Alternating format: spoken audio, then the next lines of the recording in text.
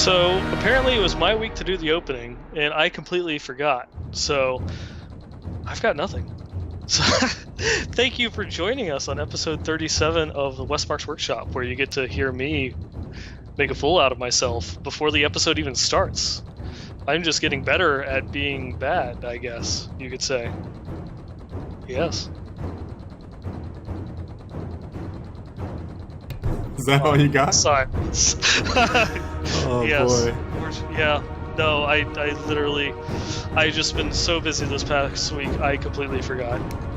All right. Well, what we're gonna do then is just cut this intro a little short. Yes. Yes. We'll just throw it there in the background. No big deal. Oh, I did that weird thing with Skype where it like changes your picture. I don't know why it does that. But I'll try and fix it. We will get that taken care of. Yes, indeed. All right. Well, tell me a story then, Nine Balls. Since you didn't have enough time to put your intro together, what have you been spending your time on? For this past week, actually, I've had a lot going on. We the missus and we drove up to Orlando to see some friends for the weekend. That was nice. Some of them I hadn't seen in years. It was kind of like a little get together from us that worked at Circuit City, and it's coming up on the 6-year anniversary of our store closing. And it just happened to be, one of my old coworkers' birthdays, and her boyfriend was just trying to get some of her old friends, from back in the day together for her birthday to kind of surprise her because it was her 30th, and she was kind of feeling down about being old, even though 30 really isn't all that old. No, it's I'm not. saying that because I just turned 30, so it's not old. And wow, I'm all over the place now on that screen there. I know. Don't worry, it becomes magical in about a minute or so. Okay, I'll take your word for it. But so yeah, we took a bit of a road trip. We also saw some other friends while we were up there. It was interesting. We were trying to find a place to eat when we got into Orlando, and every single place that we went to was completely packed. And so we probably drove from one side of Orlando to the other twice just to find some place to eat.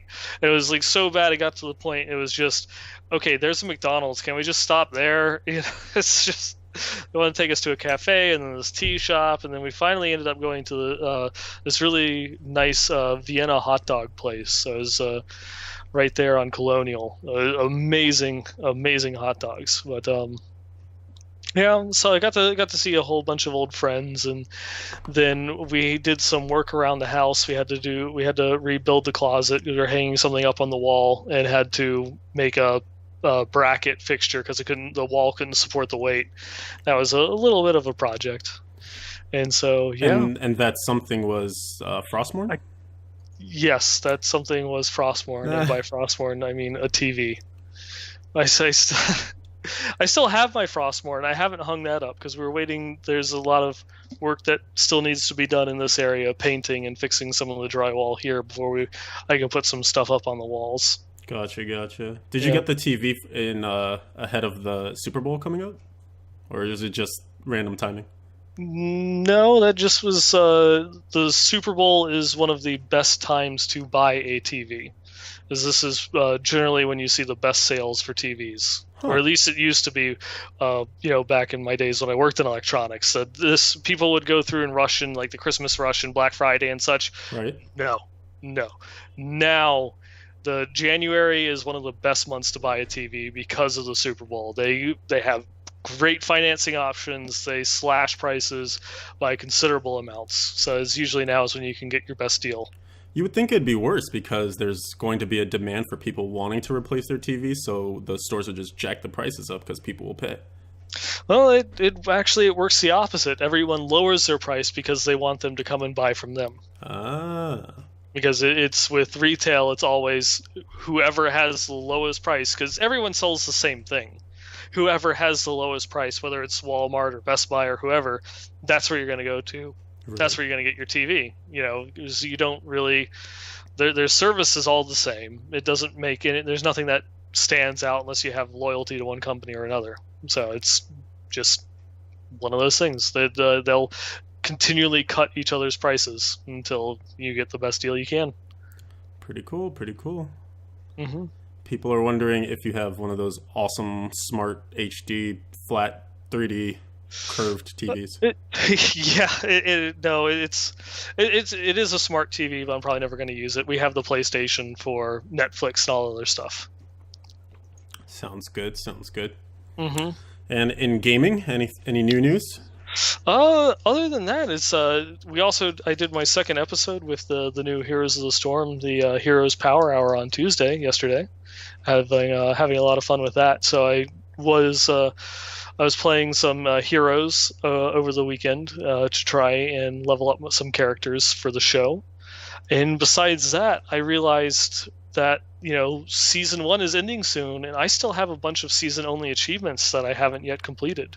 So it put me a little bit in gear that I need to put a lot of focus into that this next week in order to try and complete some of these.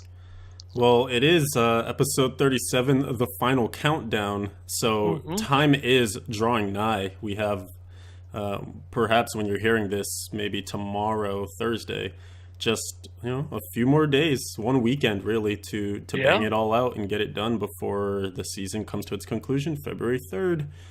When you sent me that text earlier, I was actually here at home because of the blizzard and stuff. I guess I'll jump into my week.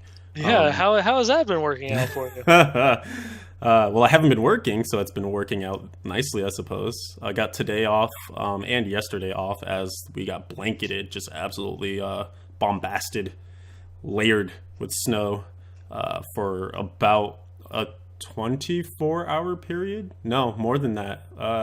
Maybe 36-hour period. And it basically just started at the end of the workday Monday, kept going all through Tuesday, and then slowed up about Wednesday morning, this morning.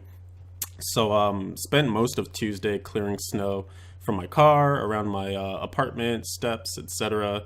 And then earlier today, was just kind of more maintenance. And they actually finally came and did our parking lot, which was nice. So I was able to get out and do a couple of chores. But I mean, it was kind of crazy. There was a lot of dusty shelves and no milk or bread or anything like that at grocery stores on Monday. People were just going crazy stocking up. But we never lost power here.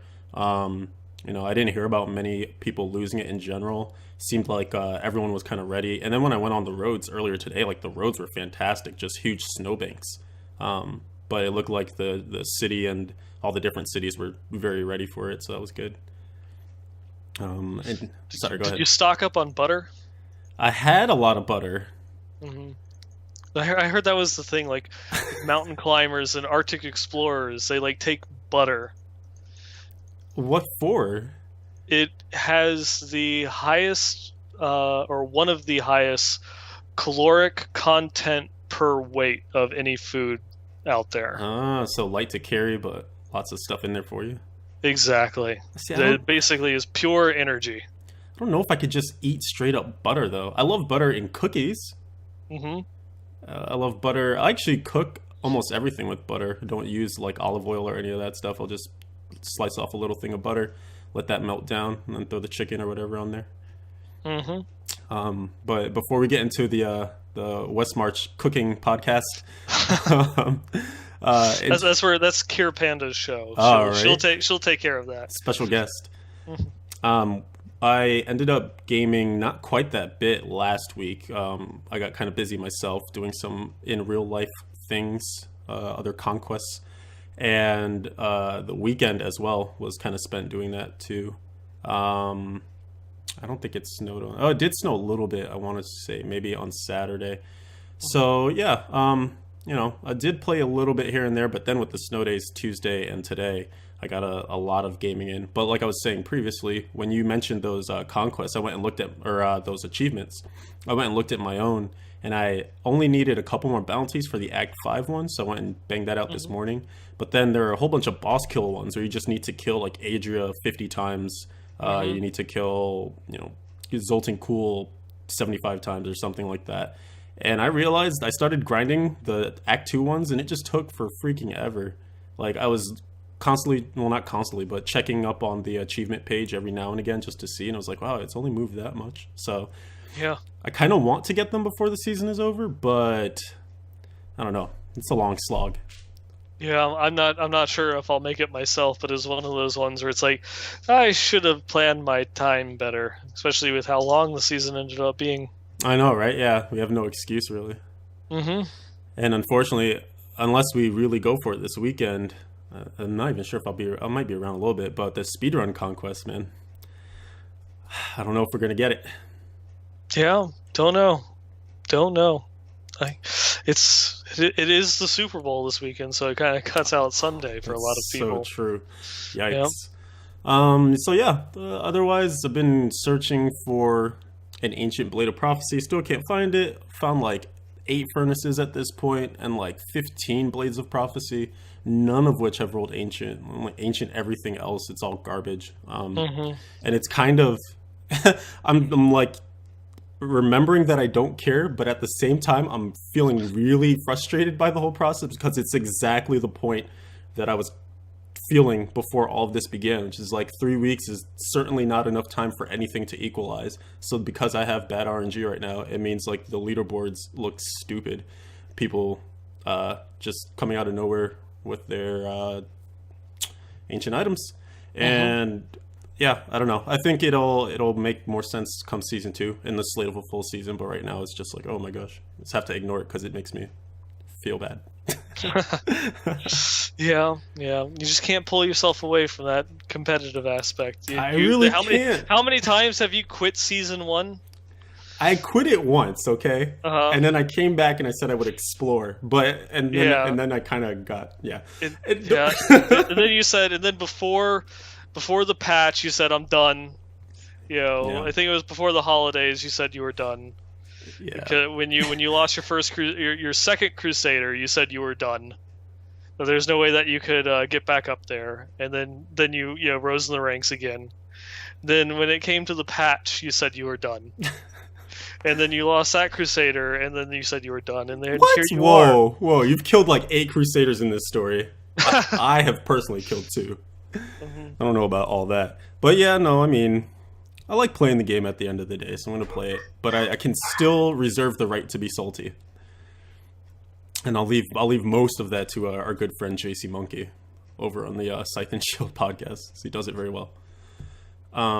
So yeah, that's pretty much it on my side of gaming stuff. I'm trying to recall. I feel like I've been playing this other game called Trivia Crack on my iPhone, and it's basically a trivia game where you can challenge friends that you have on Facebook or just randos out in the world, and they ask you questions about everything. I've gotten questions about like Hunger Games, gotten questions about sports, geography. So I'm actually like learning quite a bit because I realized that I missed geography in my middle school. They taught it in 6th grade, but in the school that I was at previous to that, they taught it in 7th grade. But I changed schools like at the end of 6th, beginning of 7th, so I just literally missed geography. So I don't know where anything is. Wow. Yeah, I don't even know where I am right now. Where is Constantinople? Istanbul. Oh, there you go. So you know something. See, that's history, though. That's not even geography. Oh, boy. It's also a song. Yes, that's actually probably where I really know it from. Thank you, Tiny Toon Adventures. You taught me more about the Middle East than anything else. All right. Well, I guess we've pandered enough here in the beginning. It's pretty showcasey of the fact that we don't have many news items since the last time we convened. No, not much. Not much. But then again, that's kind of expected. It's the end of the season. We know the new patch is already here. We have a developer talk coming next week, so obviously they're not going to preempt anything big before that. Not even next week, 2 weeks. Oh yeah, sorry, 2 weeks. Yeah, it's the 10th. Yeah, so we've got kind of sitting on our laurels and we're waiting for the next little bit of info. That's right. Yeah, and I'm sure we'll probably see we'll see a flurry of stuff as the season ends next week, and and as that tavern talk approaches. We did, speaking of the end of the season, get a quick video, I believe yesterday, Mhm. from the official Diablo YouTube page that basically goes over everything you need to know regarding how Season 1 will end and what you can expect and the things that they carried over from the season to non-season and how to claim those items, etc. It's a really useful vid. I actually think I can pop up an article that I wrote on it here on screen. And it's just if you want to visit BlizzPro, diablo.blizzpro.com, then this will be the should be the top article by the time you read this, or by the time you hear this. Just showing, what to expect at the end of the season. Mhm. It's really cool because this is the first time that we ever got to hear Araxum talk and Yes, actually know how to properly pronounce his name. the Um, infamous. yes, that ferret. For anyone that doesn't know, his icon, both on Twitter and on the forums, is the ferrets from the Demon Hunter's Companion. But he's a really cool guy. He originally comes from, I believe, customer service, but he was filling in as a CM in between when Vayflare. Tavalir was coming in. Yeah, when Vayflare left and Tavalir came in and Hmm. was in training, he was kind of filling in to help that CM role, and it's still cool seeing him, interacting outside of that customer service aspect. Absolutely, yeah. And I guess that was right around the whole BlizzCon time too, so they really needed him there to kind of help step up the presence and get the words out. Yep. And then you actually found some Wednesday news because, as per usual, there's usually something that comes out when we're about to do the Something. podcast. Always got to be something, yeah. Which is probably some of the biggest things that have come out this last week has really just been some hot fixes that got applied. Uh, Two of them, are just bug fixes, having certain seasonal achievements not being recorded into the leaderboards, or just the issue that was affecting some players when they were going through and running rifts. They would die and be unable to res because Hmm. they ticked. They were in a group of multiple people, and they gained enough experience that they leveled while they were dead, and then the countdown would complete, but then none of the buttons would highlight, so they could never actually accept a resurrection or reset their corpse while they were running a rift.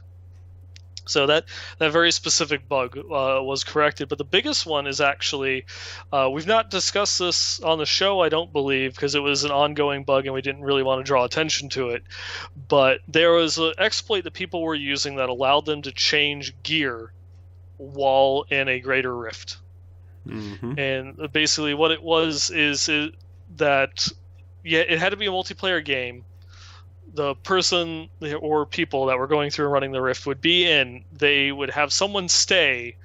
It's essentially just going through and like clearing all the way to the boss, getting the guardian to spawn, and then the people would leave the game, go into another game, swap their skills and their gear to be more single target, and then rejoin, go in, and then kill the boss. Gotta love them exploits. Yep. So now the game will not only remember that, yes, you in fact were part of this greater rift, so we'll let you back in, but it's now going to record you're not wearing the same gear or using the same talents that you were beforehand, so we're not going to let you in until you actually, swap things back. Yeah, it's a good fix. I mean, it's again, it's a bummer, of course, that these things exist, but it's good that it's being caught right before season 2 goes live because that would be another thing that would suck. Because you want to get, if season 1 is just casted off at this point as so many things changing in the midst of it, then you would rather that happen there than in the next pristine environment. Oh, by far. It's the more exploits that they can cut out before season 2 to add to its legitimacy, the better. Absolutely agree. Yeah, I mean, there have been a few I feel like that they hopped on quickly, and then a few that seems like they lingered a little longer than they should have. But I guess my question I want to pose to you is, do you think they would ever go the route of taking away progress or banning accounts? Like, when do we need to get to the point where we say, okay, we hot fixed all the crap, but your results are still going to be there? Because, take an example from Hearthstone. people who are found to be botters, people who find their ways to win trade and things like that, they get bans. They can't. They are not allowed to play the game for whatever amount of time, or have to make a new account, etc. So, where do we draw the line? When can we be a bit more, I don't know, punitive? I don't know. It's hard to say. Also, because going through and taking a look at it from World of Warcraft perspective with the PvP seasons, they've taken matches away from people that were found to be exploiting or win trading, and so they took away their rating and kind of severely impacted their performance for the end of the season. I guess it would be having to have something in the game to record what's going on, so that way they have a point that they can roll a character back that might have been exploiting. I'm sure that if they find someone that's trying to make use of some sort of method to I don't know, I would say dupe items, but it's not really that important unless you're a hardcore character, just so that way if you do lose someone, you don't lose the gear. Mm-hmm. But there's definitely, I guess, just like what it is that they did with this exploit of actually being able to log the character, their gear, and their spec. I guess just better monitoring tools. Like when that whole thing that came about where people gained, like 300 Paragon levels in a single weekend. Mm-hmm. If maybe something along the lines that they could better record that, the people that were doing, exploits that would, be cut off, or who knows. Right. If they could just roll all that experience back. Right. I mean, I think they're obviously very reluctant to do rollbacks because it was something that was taken advantage of early in the life of Diablo 3. But I think when you add this competitive environment, when you add leaderboards and greater rifts and you track all that progression, I mean, that is a mode of tracking people. And then, of course, there's all that stuff that happens in the background that they see. But when you have the capability of rolling things back, I want to say, take the manpower that it takes to make those unique views on accounts and things. If there is suspicious activity, to make it legitimate. Take the time that is required to make this thing feel secure, to make it feel like our deeds are going to actually be remembered properly. Because at the end of the day, if the boards are just filled with people who cheated and didn't get caught, or cheated and openly said they cheated, but there were no actions. Even if you catch them, but you don't do anything about it, that doesn't solve the problem. Yeah, it just makes people more inclined to use exploits because they know that there's less of a fear of them have anything being done about it. I agree. And that's also one of the other interesting aspects is you had some popular WoW streamers, I think a month ago, that got banned and created a huge controversy because they were going against, certain, the terms of usage, that they were account sharing back and forth. Yeah. The two popular streamers that also were roommates, and they would use each other as accounts, and they both got permanently banned. And the community got upset at that. And they were like, why are you banning these people for something so small? Yeah, so it's kind of funny that you see the people that are held highly in the public eye, and even when they do something wrong, oh, it's okay, they're popular. Right. It's really interesting to see kind of the mob mentality at work, and what they support and what they don't support too, because some of these issues really do get galvanized by just these support groups and Reddit posts and things like that, where people can just go ham on, no, we want this, no, we don't want this, and how loud does the din need to be before something gets done about it. But I don't think that those guys ever got unbanned despite the very loud outcry from people. Yeah, the story dropped off. It was no longer popping up in my Twitter feed, and I didn't actually care enough to go and look at it. So, so the story was over in your mind. The story was over in my head. It's World of Warcraft. I can't be bothered. Sorry. Fair enough. But going back in, I guess more on topic with the end of season, kind of building upon Araxim's video. Just wanted to talk a little bit about, what it means for the end of season, like some of the things that you might be able to do to prepare yourself or what to look forward to. That's right. Yeah. For the people who will catch this before it's too late, I think we can probably dole out some advice or just some thoughts to take into these last few days. Obviously, there are conquests out there. I think the only conquest boards that aren't filled at this point, I haven't even checked, but are probably going to be the Speed Racer and the equivalent for the normal mode. Yeah, Complete the story mode in under an hour conquest. You can still get on that board, but if you're a person that wants to chase things like that, then your best bet is probably just to, hyper focus on one character and just try and push those leaderboards to see if you can either make your way on there or move up higher than you already are if you're on there. yep, yep. And I do believe that the Speed Racer and the softcore one are the only two. All the other ones got filled up months ago. Right. Yeah, they're a bit easier to complete. Hmm. Another thing I know that some people are doing too, and similar to what we started out talking about, is filling out their achievements, because the little known achievement leaderboard actually exists, and there are some people in the clan, in the Blizz Pro clan, that are actually chasing moving up on that as well. But basically, just now that you're at the end of the season, your characters are super well geared, and you can kind of run around and do everything you need to. So people are doing, like the weird monk heal 1 billion HP achievements and all those other things, just to try and notch up those points to see if they can get on that leaderboard as well. So that's something to consider. Hmm. Yeah, Anything? I'm actually surprised. It's like I believe there's only 8 players that got like the full set of achievements so far. But some of them did it really early too. Yeah, I think the earliest guy, he was a full month ahead of the next person. He completed it in October. He got every single achievement in the game. That's unbelievable. I mean, that guy must have literally just been like, I am only working on achievements. Pretty much, pretty much. Wow.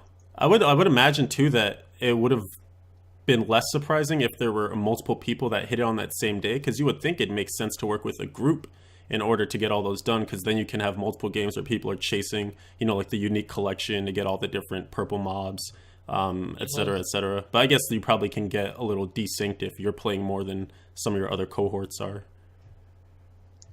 Definitely. Yeah. Or, you want to put more time into it and they drop off. Right. It was just kind of what happened, when we were leveling to 70. We started off with a full, 4-man group, and it dropped down to like the two of us. And we had a third person, which would be, what was that, a fifth person join us later on in the evening. Mm-hmm. That's true. I mean, it's just it's scheduling, really. Like people have all their different life priorities and things like that. So I think that's why it's really good. Maybe a little like tip here too for the start of next season, which we can also get into some of the ideas and things that we want to talk about in season 2. But just being part of a clan that's super active is going to be such a huge benefit, simply from people to play with, but also being able to find like-minded people, because not only will you have a huge pool, hopefully, of people that play your mode, seasonal hardcore, seasonal softcore, non-seasonal, whatever you're planning to do once this season and era ends, but also people that are kind of like-minded who are saying, okay, I'm after competition. I want to climb leaderboards. Like, you want to team up with me. Let's level up our gems, etc. Climb. And then you can also find people that are more into just, having fun, coming up with fun builds, trading gear around, building up a bevy of characters, and taking that to its limit. So I think that's a really key thing, or even a good community too, a thriving community that has lots of people. There's kind of that, I want to say, maximum number where it's not too unruly, but also you don't feel like, you're talking to an echo chamber or whatever. Yeah, and there's also just the psychological aspect of going through and playing with a group of like-minded individuals. Is it gives you more investment into what it is that you're doing. Whether this applies to so many other things outside of the game, but if you're going through and you're doing something on your own, it's only your own motivation that drives you to do something. How much do you want this goal, or how much do you enjoy this game? But when you have other people around you that are also going and succeeding, or you can see their progress, or they're commenting on your progress, it makes a huge difference, because you're kind of succeeding as a group. and you have kind of that little bit of support and cheering gallery that you have from your community. That's very true. Or even if you just see someone being successful within that group too, like someone Hmm. clears a really high grift for the first time. It kind Someone gets to rank 2 on the hardcore seasonal Crusader leaderboards. that could happen. Yeah. I feel like that definitely helps people either get motivated or spurred on, or a little like, oh, I'm jelly now. I need to step my game up. So kind of that whole, you have examples that are leading, the way forward, and you want to either become part of that or blaze your own path and surpass that too. Hmm. I got a few people who joined the clan and were like, "I'm coming after you, man. I'm here to watch all the things that you loot and what you do and everything like that." I'm just like, Uh-huh. bring it on, man. Come on, let's go. Because the more competition there is too, then just the better. Like you're saying, it kind of becomes that social feeling where everyone is going to improve simply because so much more like focus is being put into it. Everyone is there and kind of feeding into it. Hmm. Um, Yeah. But one thing before we continue to move on, I just wanted to rewind one more time and go and touch on. We've talked about it a couple of times throughout a bunch of the episodes. And I just wanted to clarify, what to expect when the season finishes. While I definitely recommend that you go and check out, diablo.blizzpro.com and see the article that Leviathan linked that has Araxam's video. mhm. Just to give a brief overview of what he goes through and says is certain things such as your Paragon experience, your blood shards, your gold, are all going to automatically roll over into your non-season, as well as the characters. They'll lose the seasonal tag on them. But there are a few things that it's going to compare, like your artisan levels, as well as any patterns that it will transfer those over if for some reason you have more on season than you do non-season. Mhm. Yeah, you'll learn any new patterns that you didn't know before, and also it will max out any of your artisans if they're not already level 12. If you're listening to this podcast, I'm going to imagine that they are. Um, Safe bet. Safe bet. One of the interesting things that it does bring up is that you can actually go over the blood shard limit, which is, of course, always a great topic on this show. I was gonna Uh, point to that. Yeah. yeah. So if you ever wanted to go over 500 blood shards, just go farm up 500 on seasonal and 500 on non-seasonal, and then go and just wait until February 3rd comes around. Log on to your character and look at 1,000 blood shards, and then just sit there and enjoy that moment, and then Ne- go and spend them, and you'll never have it until another season ends. I'm sorry. I was gonna say just never spend them, and then you'll always be over the cap. Be like, see, it could be like this. Uh-huh. It, Yep. it Yep. could happen. I mean, The one little caveat on that is you can't pick up any more blood shards until you spend down under 500. this is true. This is true. But see, now we know they have the technology. They can make it better, bigger, faster, stronger. So maybe there's light at the end of that tunnel to say they could implement it, just turn it on all the time, not just for the seasonal rollover. Yeah, they did that with a lot of different forms of currency in World of Warcraft over the years, and they never budged on that. I'm sorry. Well, you're welcome. Yeah. Damn You're it. welcome. Aren't you thankful? So thankful. Uh, What else did we miss but from the end of the rollover? the biggest thing is going to be items. Yep. Because what's going to happen if it's not actually on your character at the time that it switches over and is in your stash, and I believe in your inventory of your character as well. I'm not 100% on that. But definitely anything that's in your stash will actually get mailed to you. Because obviously it can't just merge the stashes together because you have stuff in both of them. Right. All the items will get mailed to you, and you'll see the little mail icon in your bottom left-hand corner. When you click on that, it's actually going to be divided up. You'll see all of your set pieces, all of your legendaries, all of your yellows, rares, what have you. And you'll be able to loot them. They'll go directly into your player's inventory, and then you can then put it into your stash, go and take the next batch. Luckily, you don't have to click them one by one. You can click, just legendary, and and then if you have 63 legendaries, they all will drop into your inventory and probably then start spilling out all over the ground to then go and put them in the stash. Yeah, it does not include the stuff in your inventory since those characters do transfer over. Like you said, they just lose their seasonal tag, so Okay. whatever's in your inventory sticks in there. But yeah, everything that was in your stashes all gets sent to that little mail icon. I actually don't believe that you can pull more than you have space for in your current character's Oh, inventory. okay. I think it kind of forces you to just take a certain amount that fills it up. Gotcha. But that was how it was working on the PTR when I tested the rollover from 1 to 2. So who Oh, knows if it's changed. that was actually one aspect on the PTR I did not change. I just never touched any of the um, non-seasonal characters. You did not personally? Yeah, I did not.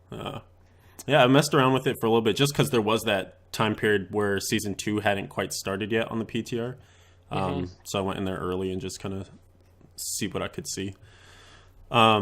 One thing to mention too, though, it's a question that we've been getting quite a bit is whether you need to level a character to 70 in both hardcore and softcore in order to unlock the transmogrification rewards for both. And we have definitively found that you only need to do it for one mode. So you can level to 70 in softcore or hardcore, and you will unlock those transmog rewards for the season for both modes. Hmm. Yeah, and if you're wondering about if you want to get all of the rewards that you can for the season, and I'm not talking about achievements, but actual things such as the transmog, the banners, and things of that nature, all you have to do is get one character to level 70, and then I believe acquire 400 achievement points for the season across anything and everything. You'll be halfway there just by getting to level 70. Right. Play through story mode once on your way to 70, and I believe you'll be golden. And that will unlock all of the different, you know, like, you know, banner accents and icons and backgrounds and such, and you're good to go at that point. I didn't even remember there was a banner reward. How did you how did you recall that? Memory 9 ball is good.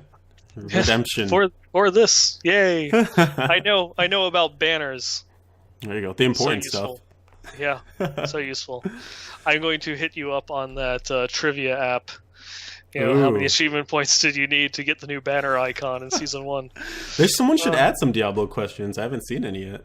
mm-hmm. Did you want to transition to talking about season 2 and maybe some Yeah, I tips, think tricks, hints? definitely. One of the things I do want to go back, about 30 minutes into the back into the history here. We were getting some questions in chat. One of them came from Fredgard, and wanted to know what we thought of the new defensive legendary gems being added in for season 2 and how they'll impact hardcore characters. Yeah, I was thinking about those. Actually, that was one of the few aspects that I didn't test in the PTR. So my mind will be made up once I actually get them on hand during the live season. But looking at them, I think their impact will probably be most felt early in characters' lives on the seasonal progression, just because once you get your unities and things assembled like that, I think your defensive needs will probably be met. You're going Hmm. to end up getting to that point where you can survive, especially because the damage was toned down quite a bit throughout the Greater Rift scaling. You can usually get to the point where you're surviving quite a bit, but you're maybe running against the time limit to clear the Greater Rift, and that's usually going to require a DPS increase in order to get that taken down and for you to make progress on the leaderboards.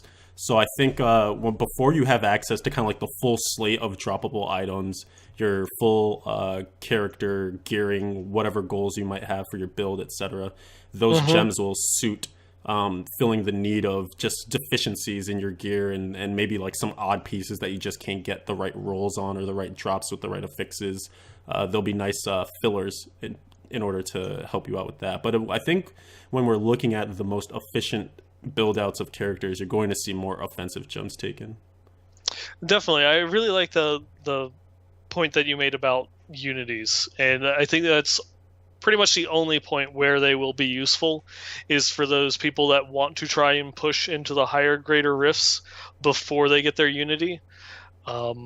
And I think that's even then it's only going to be a small niche of people, because a lot of people are not even going to attempt to the leaderboards until they have their Unity set, and they're just going to bypass those gyms completely. And that's not just for hardcore. That would be kind of both softcore and hardcore. In that respect, the legendary gym abilities add so much offensive power to your character that it sets you back by not having one of them. And going and using one of those defensive gyms, no matter how much it gives you in terms of defense capabilities, it cannot compensate for the killing power that those legendary gyms give you. It can go through and cut the amount of damage that that you take, is halved like a Unity. But you're still going to be taking more damage because you're not killing the enemy as fast. Right. It's little things like that is just so hard to try and balance a defensive item. The best thing that you could do is just is it the which one is it, the Taiguk or the Gordok gem that gives you the stacking damage and stacking armor? Taiguk. That is going to be future gyms that are like that have an aspect that gives you both an offensive capability and a defensive capability, that will actually get people to use them. It's going to be something that, this legendary gem increases your damage by 100.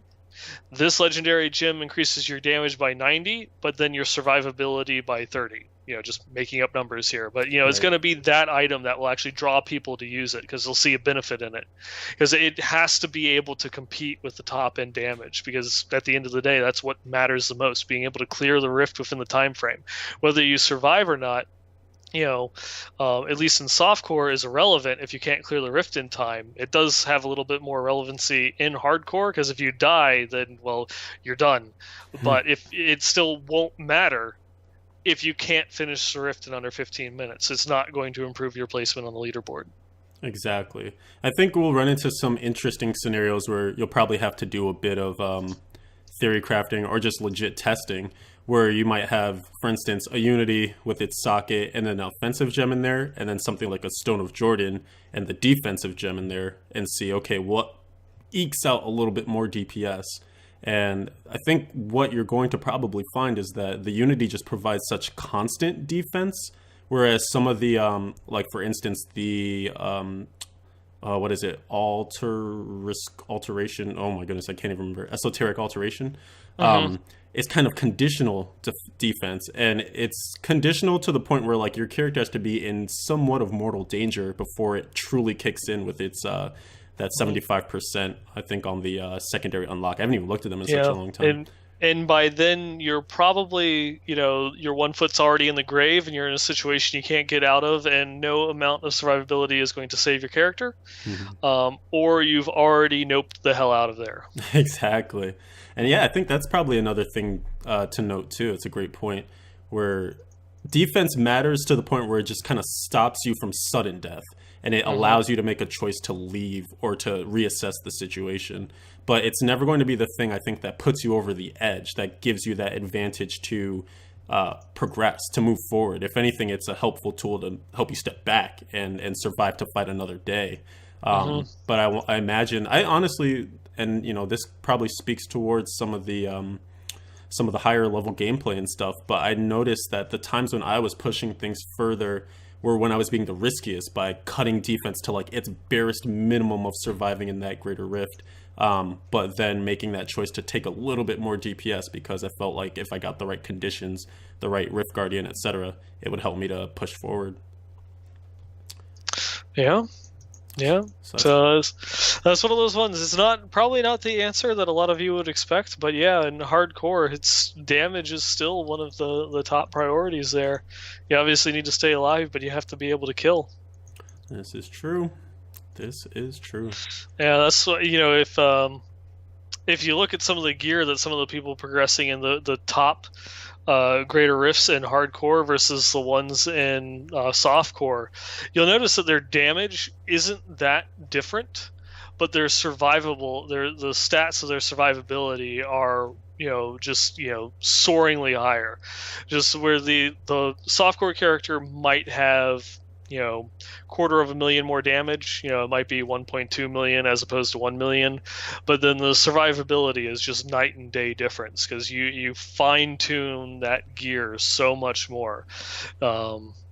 Especially, I remember that with the old Diablo Progress site, with the people going and clearing Monster Power 10, and the people going and getting the farming the Ubers on Monster Power 10 for the world first, things like that. And you just look at their gear, and it literally was, tens of thousands of dollars worth of gear that a lot of these things are being valued at what they're trading for and such. It was just ridiculous. Oh yeah, that's true, man. Like when you're getting to that point where you're pushing it, especially because that margin for error in hardcore is so razor thin, you need to have all of your, you can't go into it with like a half signed contract. You have to have everything set. You have to have proofread that thing 1 million times, make sure your numbers are exactly what you want them to be, to the point where you think you'll be able to survive it, because obviously you can clear it, but if you die, you can't clear it. And you can't get back to that point very quickly normally. So yeah, I think we've beaten that one into the ground, but I think we made some solid points there as well. Just you're gonna need hybrid gems, I think, to really get people to care about defense. Yeah, and that will be something that we definitely hope and look forward to, in season 3 and beyond. That we get more gyms that have that hybrid set to it, that have some sort of defensive and offensive, kind of just like mesh going on in there. And then I wanted to link to Waterfiend's question that he had back a couple of minutes ago too, where he was curious to know whether we are looking forward to any particular builds that we saw maybe in the PTR and that will be available in Season 2. Jade Witch Doctor. That's right. So you're fully going Witch Doctor, huh? Yep, I've committed to it. I have committed to it. Very exciting stuff. Yeah, it's a class that it's my least played class, even though thematically it's one of my favorites. I just never get around to playing it compared to like a monk or a demon hunter, and I'm finally just going through and saying I need to give Witch Doctor the love that it deserves. It's hilariously fun to play, and I'm really drawn to that kind of living on the edge, play style, where you're playing in hardcore and you're a range class, and you have to go right into the middle of all the enemies. So I kind of enjoy that aspect of it. Nice, yeah. I think it's always been in an interesting spot, just in terms of people want so badly for the Witch Doctor to just be able to perform and do well, and it's always kind of been the redheaded stepchild of the classes, at least recently in Reaper of Souls time. So it'd be cool to see if it does make a striking comeback with the Wormwood and kind of hopefully some new builds and things like that. So I'll be curious to see what your testing and play brings about. Yeah. And so now instead of searching for a Tasker and Theo, I'm going to be trying to hunt down a Furnace. The ancient Furnace. Yeah. Because even though the Wormwood is nice, and that was one of the items that really got me thinking, oh, I want to play a Witch Doctor now. After all the theory crafting was said and done, it has firmly taken the place as the second best item for Jade Witch Doctors. Second best? Yeah, Furnace is still head and shoulders above. Oh, I thought you had transitioned to talk about the Furnace. Yeah. Man, you can't trump the Furnace, dude. You cannot. It's too good. It's too hot. For myself, builds that I'm looking forward to, I mean, kind of been able to play it now with Season 2 for the Crusaders, or for Season 1.5 for the Crusaders, just the Holy Hoover Crusader, vacuuming up all the things and taking entire rifts by storm.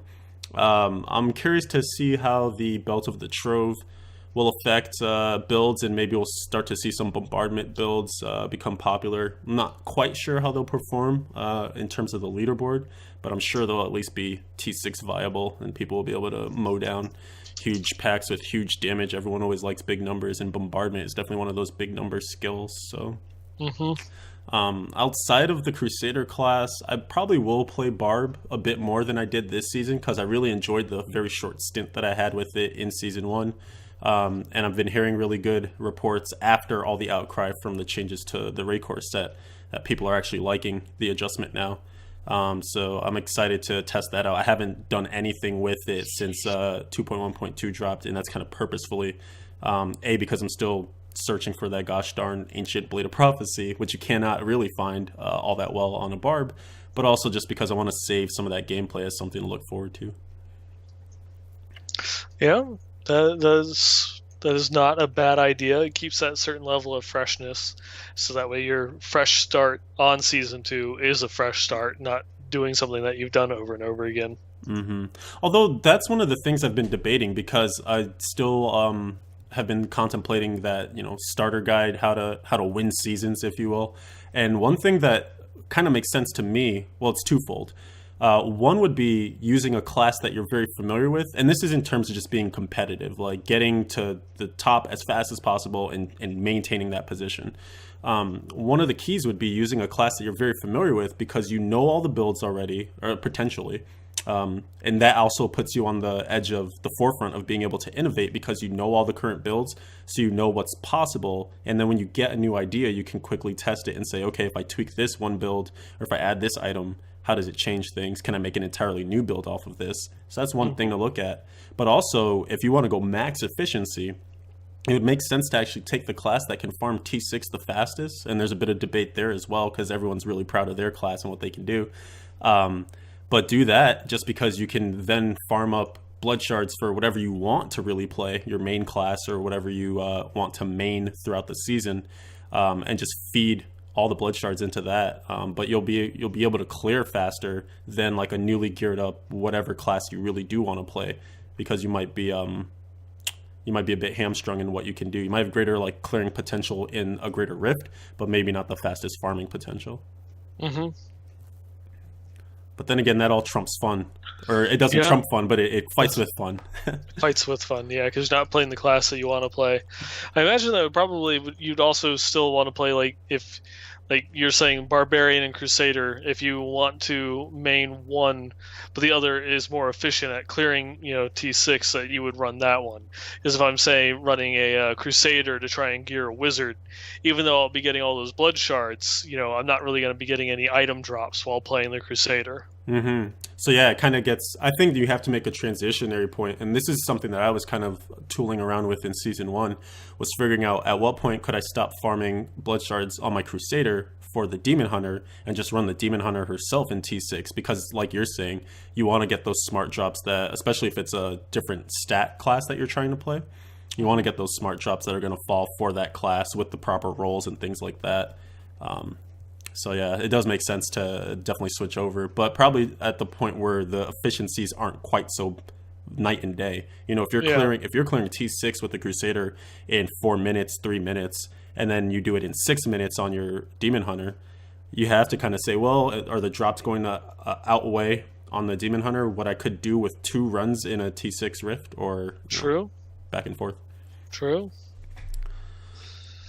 Things to consider. But of course, also just playing with other people is going to be a huge boon, because all the benefits in terms of experience, Magic Find, if you still believe in Magic Find, and just generally, of course, stacking classes. Like if you have another friend that also is super stoked about Crusader or Witch Doctor or whatever, it might make sense to team up with them so you can trade gear back and forth. Like if you get a second copy of a Jade Harvester chest, maybe you want to save it because you want to get your bank of stuff in case you die up. But at the same time, if you help your friend gear up, then both of you will be clearing faster, and therefore both of you can just continue to help each other more and more, stay together. Yeah, very true. Those are the things I've been thinking about. Can you think of anything in terms of season 2, either early play or later on in the season, that might be important? I think one of the things is just try not to burn yourself out at the beginning of the season. Try to ration out some of your energy across it. Obviously, now we have at least somewhat of a marker. Season 1 is 5 months long. We can at least hope that season 2 won't be anything longer than that. Right. We'll have a better idea. of what it's going to be, just so that way you don't get completely burned out. Because it's you want to if you're going for the leaderboards, you want to play consistently throughout the entire season, especially if you're hardcore, because you never know when you're going to lose a character, and so you want to have a little bit of a backlog of items built up for you. It's just to keep that competitive edge. If you step away, I know that through the holiday season here, I've sometimes have gone like a week or two without actually touching the game, and I come back and it's just like I forgot what my skill layout was, or Right? having to go through and do this, and it's like, oh, I need to be a little bit more cognizant of how much damage I'm taking and such. That's very true. Yeah, if you're going to take breaks, maybe like peter them out in terms of like a day here, a day there, but never anything that's too long, because yeah, it might just take you more time to ramp back up too. And so even if you're still playing, you might not be as efficient as you used to be, or things have changed a little bit in terms of the meta. So it's just always good to kind of be aware of what's going on, and maybe listening to Westmarch Workshop to keep you updated while you take your break. Hey, there you go. Them plugs.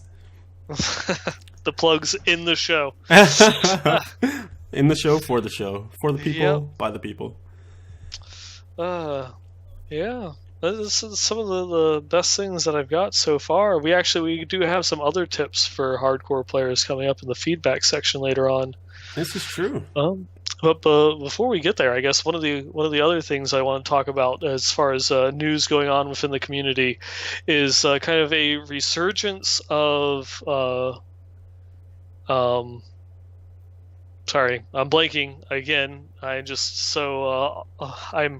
on the ball tonight. We have a resurgence of legacy gear, coming back. The biggest one that I've seen is like the resurgence of the homunculus, the old zero dog set for witch doctors that allowed them to constantly just sacrifice their dogs. And it's not so much for the witch doctor, but it's running duo groups with a demon hunter, because they can sacrifice the dog instantly every time, and each one of the dogs has a chance at spawning a health globe. And the demon hunter with their changes, basically is just consumes hatred at an unbelievable rate going through cluster arrow.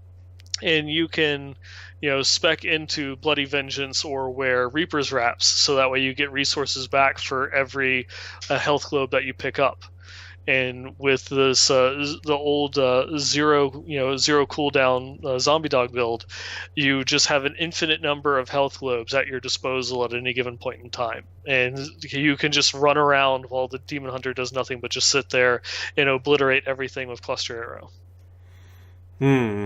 So what do we do about this? I mean, well, when seasons pop up, that won't matter because it'll be a new season, so you can't get that old stuff. Yeah, this only affects non-season characters. It does not affect seasons in any way, because you can't get the old homunculus that reduce the cooldown of zombie dogs. So it would, I don't know. I really don't know.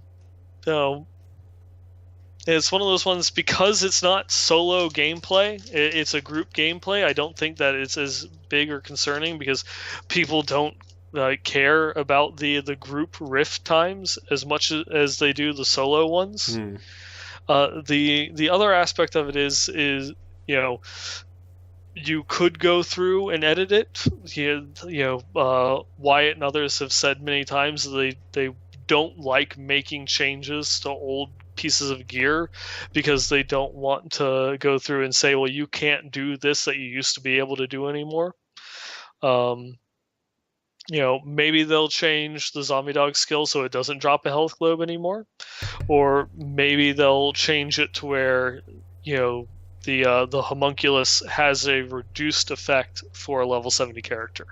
So instead of having the 25-second cooldown reduction when you're level 70, it's only a 5-second cooldown reduction, and that would effectively kill it. Right.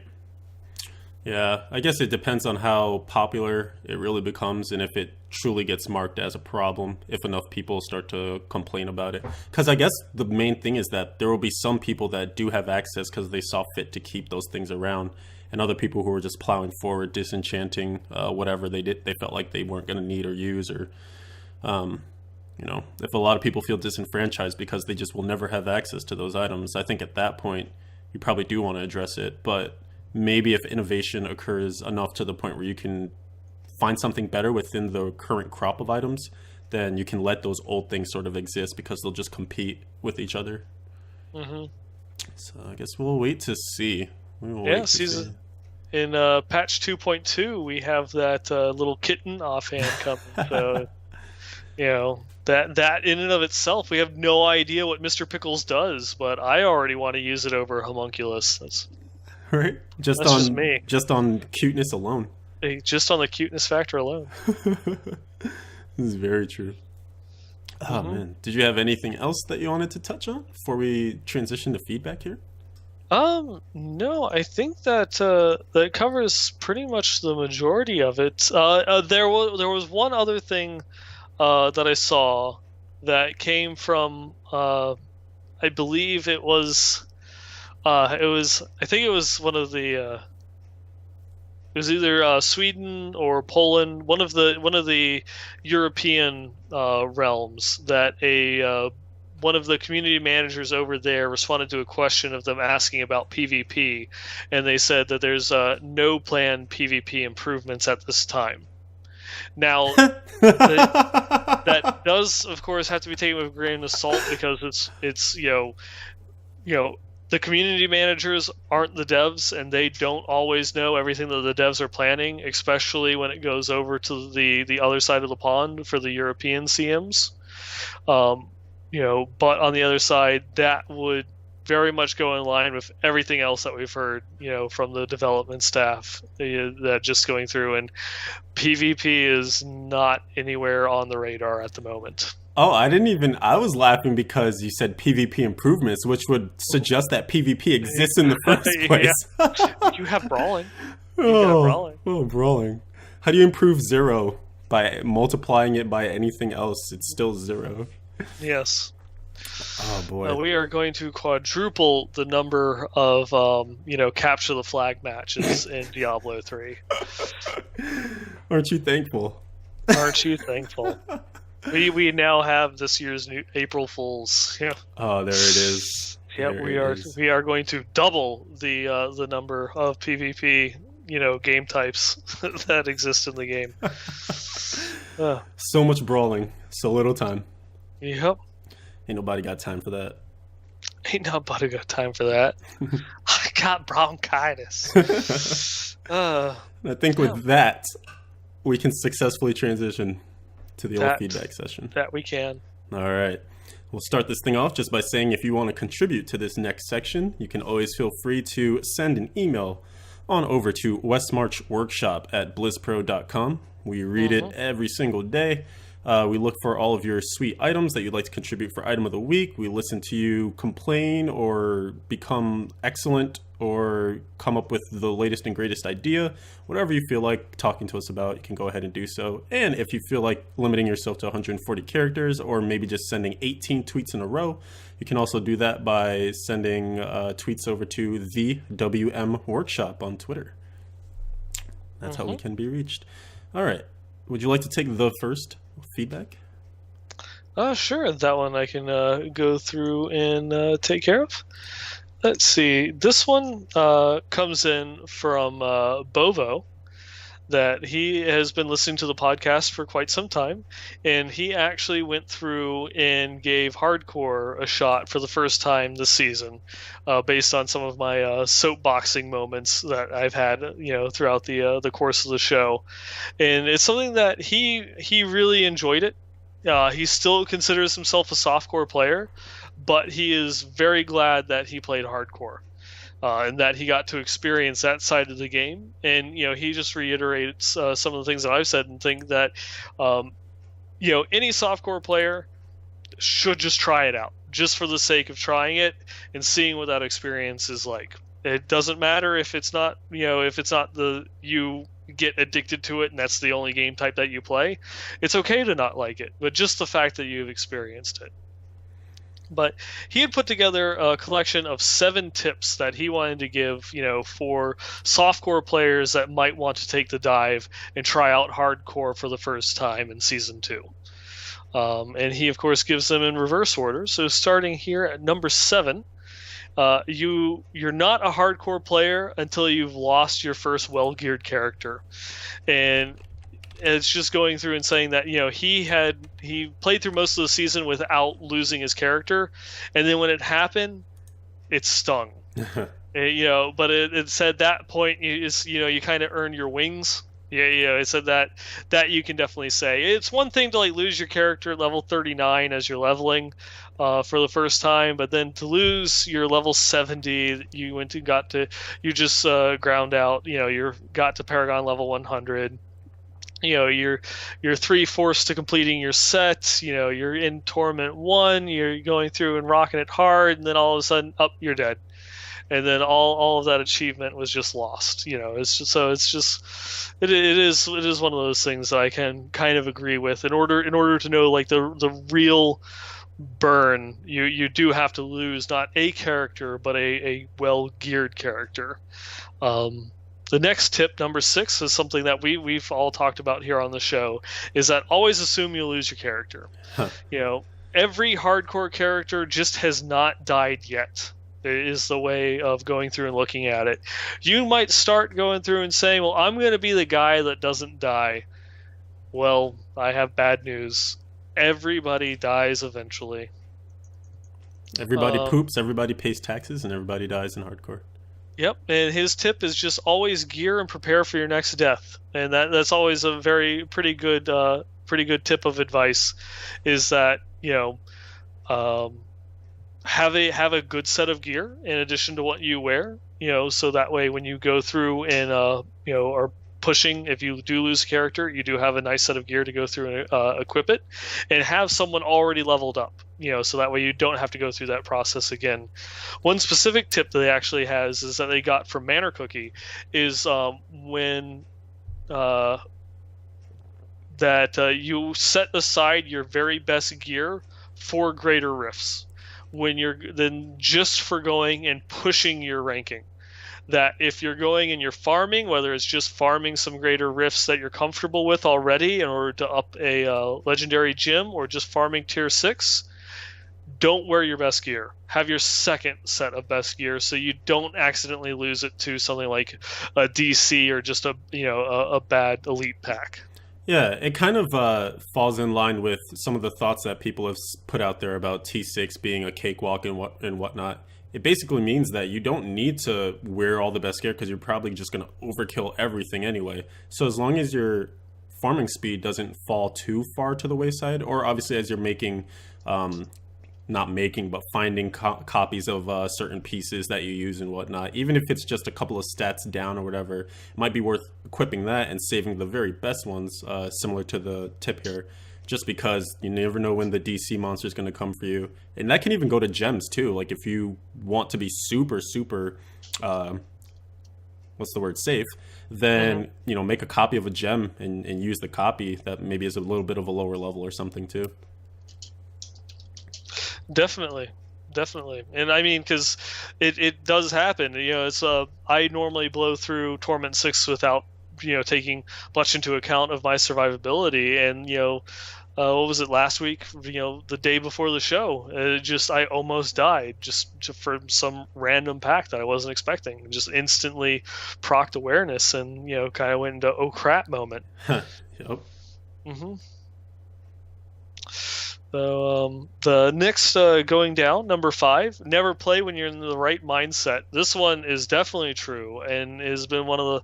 I have lost a couple of characters to this. If you're distracted, if you're pissed off, or if you're tired. This is what I've lost most of my characters to. Is if you're tired, and you can barely keep your eyes open. That is not a good time to be playing hardcore. Mm-hmm. Play a softcore character, play a different game, but do not play hardcore when you're not like 100% into it, or at least don't try and push yourself. If you're like tired and you just want to play, and you don't want to play a softcore character, okay, just do bounties on normal and hope for a Ring of Royal Grandeur. That's just don't risk it. It's not worth it. Mm-hmm. Or if you're drunk too, that's another one. That is another one. Yep. Because then normally bad things will happen afterwards if you lose like a really good character. Things tend to go flying. Yeah. Secondary stats on items count is number 4, and this is also a good one. Going through and seeing that you can get even if your item doesn't roll all resist on something, you can get a little bit of survivability by rolling a secondary resist. Or one of my favorite things of being a demon hunter is discipline. Discipline on a lot of your different pieces of gear is very important in increasing the survivability of your character, as well as reduces damage from ranged and melee attacks, or some other very popular, very powerful secondary stats. And it's something that does is worth looking into. Absolutely. Yep. Primary stats usually still will take precedence over anything else, but if you have something that's good, make it better. Reroll the secondary. Well, going on here. We've got number 3, research and get advice off of those who know. And he's just going through and saying that he's watching hardcore streams like Leviathan and Manor Cookie just to get a better idea of some things to play, some better way of playing your spec. Just because making a couple bad decisions in hardcore has a much greater impact, on your play than it does in softcore, because you have that potential of losing a character. It does behoove you to know a little bit more going into it. Then, of course, learning from your mistakes. It's they just wanted to share that one of their personal ones. They thought that if they had lost a hardcore character, it would be to a disconnect or a game crash. They were wrong. They haven't lost anything. Everything that they lost was due to mistakes that they made. And that's one of those things that hits home, is that people like to talk about lag and losing hardcore characters to lag. I know I can't speak for everybody. A lot of people have lost characters to lag, but I've never lost one. All of my characters that I've lost have been to, just bad decisions on my part. That when I'm going through and playing, and I think that's true for, even though you've lost. I think have you lost a character to lag?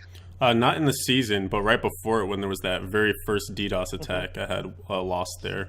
Yeah, but that's 1 out of how many? Oh, more than 10. Yeah, so you're going to lose the majority of your characters to mistakes that you make.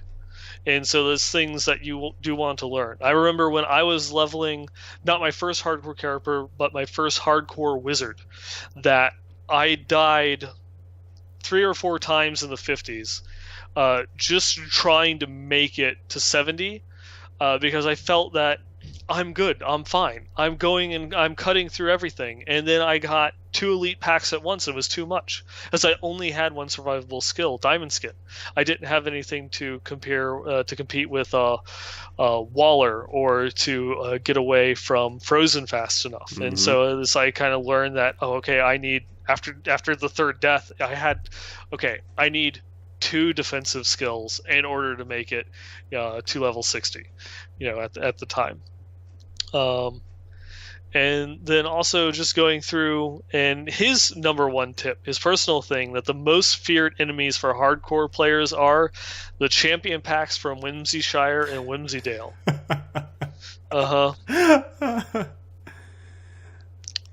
And Brandy's going in chat, sharing her experience that she's never lost a character from lag. It's always been her mistakes, or from Dawn's mistakes.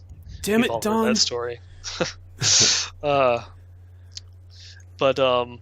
this one actually is, depending, it all comes down to personal experience and such. But if you're not expecting it, the mobs from Whimsyshire do hit very hard, especially the bears, and they come in very large packs, and they do a lot of damage.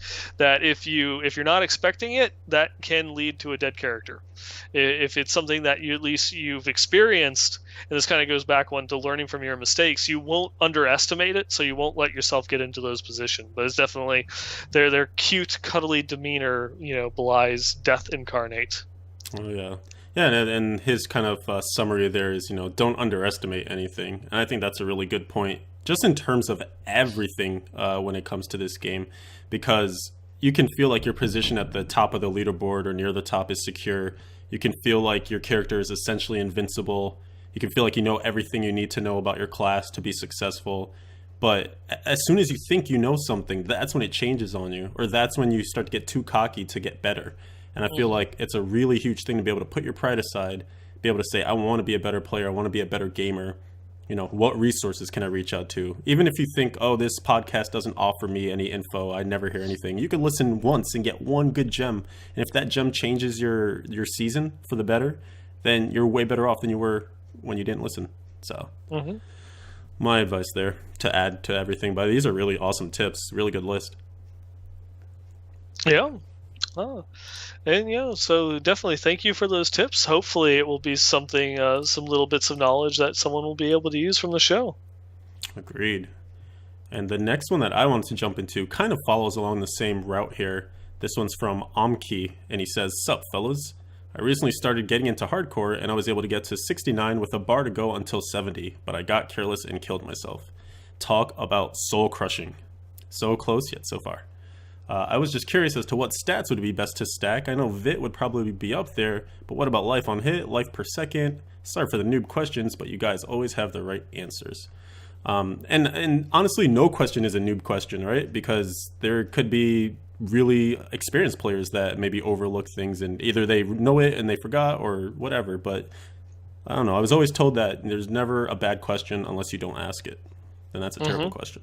So, in terms of what will help you going forward, I think that having obviously a strong life pool to work from is very good. They did boost Vit with this patch, so you're going to Hmm. just, by nature of leveling up, have better Vit than you would have, or have better life than you would have at any other time. But also paying attention to just having a well-rounded mix of stats. All res, of course, is going to be very essential for mitigating a lot of damage from the elemental sources. And I feel like you have to kind of cater your mitigation to the elites because those tend to be the most dangerous. Like the Rift Guardians are pretty dangerous, and maybe some of the bosses like Belial and whatnot. But for the most part, it's going to be that random pack of whatever that surprises you around the corner with fire chains or Waller or something that gets you stuck. So just noting kind of what your defense is at, maybe even getting to the point where you test things out. You go into bounties, which are a little bit more of a controllable atmosphere, and say, Hmm. all right, I can take this amount of hits, be surrounded by this many packs, take this many moltens before I feel like I'm in danger, molten explosions.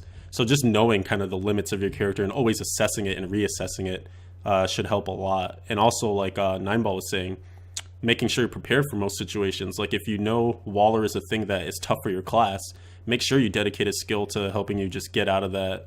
Even if it's just having a Kool-Aid, you're lucky enough to have that, but maybe there's another potion you like. Hey, if you can't mitigate being trapped by walls, take that Kool-Aid because it could save your life the one time you actually need it. Hmm. It's always being able to shore up those weaknesses. That's right. Yeah, anything that you feel like you just don't do well, those are the things that you want to do better. It's like it seems really obvious, right? But Hmm. I mean, just knowing kind of because I feel like a lot of people gravitate towards certain classes or playstyles because they see the strengths of them and they are really excited about that, but they never quite think about or contemplate the drawbacks and how to kind of circumvent those or at least play them down as much as possible. Hmm. But yeah, and obviously just testing, using the Enchantress well to make sure that anything that seems like it's weak, because even some healing like life per second and stuff, again, all those things got boosted with this patch as well. So having them on gear won't be bad. And once you start to really get to the point where you're making things as min-max as possible, you might not carry them anymore, especially as you get Paragon points into those things. But definitely having a well-rounded mix of everything will be useful. Definitely, definitely. All right, going on from there. This one actually, we got email in from Cyberwolf. Yeah, yeah. He wanted to voice his opinion that he feels that he is a kind of a unique individual, and that there's only a few like him because he likes playing Diablo 3 for the RPG aspect of it, and that he doesn't view the end of season 1 as the end of his seasonal characters, and that he's kind of, I guess, attached might be a good way of describing it. That he enjoys playing those characters and he's going to continue them through. And he's not really going to focus on season 2 at all. He's just going to make these characters that he's leveled in season 1 better. and that if or when any of them should die off, he will then start taking a look at season 2, to go and maybe level up a replacement at that point. But he wants to continue through with just that single character, kind of what Jake has talked about a lot. That he really had no interest in season 1 whatsoever. That he's focused on, I just want to perfect this one character. Right. I think there's definitely a lot of merit into that because people really do get attached to just min-maxing, getting something, starting that project and getting it to the very, very best version of itself. And that's going to be hard to do when you're always getting a restart. And that's why I feel like Seasons caters towards a very specific, well, maybe not even a very specific, but just a certain kind of player mentality, or even players that have that same, I want to continue this one thing mentality, but just want a different break from it for a short period of time. Because I know even Jake himself had a couple of seasonal characters just to have seasonal characters, I believe. But then obviously he always went back to his first love, that long-lived softcore wizard that he has. But yeah, I think it's admirable for people that want to keep going through with it, especially when you just put so much time into season 1. I think we might see it whenever anyone kind of has their best season, whether it comes in season 2 or season 3. That might be the time when they take the next season and go non-seasonal, just because they love the progress that they made on those characters that they built up within that season. So it could be, we might see people go back and forth. You're never truly a full seasonal player, never truly a full non-seasonal player. Let's see. For the next one, I'll take this Crusader specific one from Chris from Tucson. He says, "Sup, fellas? I've been thinking about leveling up a Crusader, and from what I've read, it appears that you use either the Condemn or Stampede build, and that requires specific builds of gear. So his question is, while farming for the Akon set and other gear for one of those 2 builds, what kind of build would you recommend using? Would you just use the same skills that get better when you get the gear, or do you use a completely separate set of skills until you get the gear? Love the show and keep up the good work." It's a great question because, again, we're kind of reapproaching the beginning of the beginning for season 2. So it's something to keep in mind that, yeah, you will be re-gearing and you won't have access to everything that's optimal right at the get-go. So as far as I can recall for my Crusader build-up, I was kind of aiming towards anything. Like, I didn't really have a one build mindset. I kind of knew if I got a shield for any of the newer stuff, like the Unrelenting Phalanx or the Frighter's Wrath, it would help to push me in one direction, because those shields are really where the power stems from, and they kind of are the beginning points of the build, and then you put your concept around them. So until you really get a build-defining shield, I feel like you just want to do things that help you use your resources efficiently. And what I mean by that is Wrath is often very tough to keep generated as a Crusader. And so using low-cost Wrath skills like hammers, or even things that don't require Wrath, like the Phalanx, even just Bowman or something like that, that gives you a little bit of distance between you and the enemies as well, when your survivability might not be as high. All of those things are essential just to make sure that you're still dealing damage and dealing it efficiently. Like, you never want to get to a point where you feel like you're just waiting around. And that can happen a lot when you don't have the right CDR caps, or you don't have the right Wrath regen, etc. So it's going to require a bit of experimentation, and also what you like. I feel like those are probably some of the most exciting points of the time that you're playing, because it's unpredictable. You're not really sure what you're going to fall into. Like, you could get a Maximus, which is a great two-hander, and kind of pushes you in the fire direction. So then you might take Firestarter for your Akaret's champion, and eventually switch over to Prophet once you feel like you need more of that defense. It might just make you take different skills, and you can kind of play around. But eventually what will happen is you'll assemble some version of the gear that you want for the build that you want. It'll be crappier versions of what you end up with. And at that point, then you can kind of switch into what the cookie cutter traditional skills might be for that build. But all along the way, I would say still innovate, still use what feels natural to you and what you feel like is burning enemies down as quickly as you want them to die. Yeah. It's funny that you mentioned Maximus, since we have another email about one of those. Well, that's where that was coming from. yes. I see what you did there. Is going in. We had next one from someone that's here in chat with us tonight, Fredgard. he wanted to go through and just send in some of the experimentation that he's been having, as far as what testing best in slot items, are the stat increases from ancient items worth the fixes? And he found a really nicely rolled ancient Immortal King's two-hander, but it ended up being underwhelming for him because it didn't really seem to be any better than his old Maximus. And so it's like that fire damage bonus that the Maximus had was more than enough to compensate for the greater damage that the Immortal Kings had. And that was one of the ones that we were thinking about, talking about last episode, and is pretty much after doing some research confirmed. It's a like for any class that uses a two-hander, besides certain Crusader builds, that the furnace is the best in slot. A normal furnace will beat any non-furnace ancient item. The only thing that will replace normal furnace is an ancient furnace. Just the affix is that powerful, and that's something that he went through and experienced with going from a normal Maximus to an ancient IK. It's just it's some of those things you do have to go through and test. You can't just look at, the damage number is higher. You have to go in there and see, is the damage enough to make it compensate for any of the special properties that the other weapon had. Yeah, and it's good that you point to those special properties, because that kind of is at the heart of the matter here, where you can see better numbers in terms of that white DPS thing that's at the top there in big bold.